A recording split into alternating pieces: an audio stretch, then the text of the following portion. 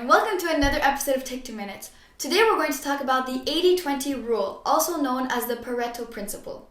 According to legend, Pareto, an esteemed economist, noticed that 20% of the pea pods in his garden provided 80% of the peas. He also later determined that 20% of the population in Italy owned 80% of the land. Of course, the use of the 80-20 rule has since expanded beyond these alleged modest beginnings.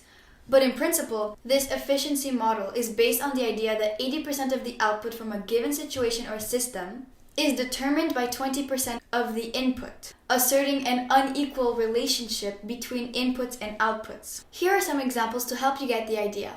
In general, only 20% of employees produce 80% of a company's results, and only 20% of a given employee's time yields 80% of their output. And finally, many businesses find that 20% of their product range actually accounts for approximately 80% of their profits, or that 80% of their income comes from 20% of their customers. On a more personal level, our iPhones probably have 48 different mobile apps, but 80% of the time, we only use the 8 on our home screens.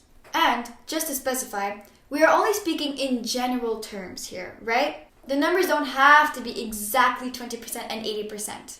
Think of it like this. Simply put, this principle serves as a general reminder that the relationship between inputs and outputs are not balanced, and that a minority of inputs results in the majority of outputs. Pretty cool, right? Bottom line, some things in life contribute more than others. And if you really think about it, this would mean that if you achieve 80% of your results with just 20% of effort, that means that 80% of your work in the past was tragically inefficient. The good news though, now that you realize that 80% of your outcome comes from 20% of the time and effort you spend on them, the importance of prioritizing becomes obvious. And you can use it to allocate time, resources, and effort more efficiently. For example, if you have a 10-item to-do list with each task being equally time-consuming, you could boost your efficiency by identifying and completing 2 top priority tasks. As a result, even if you don't manage to do all the remaining tasks, the 20% you completed could amount to up to 80% of the impact. And you can always move on to the less important tasks later. Find the 20% that is producing the most results and put most of your efforts there. I guarantee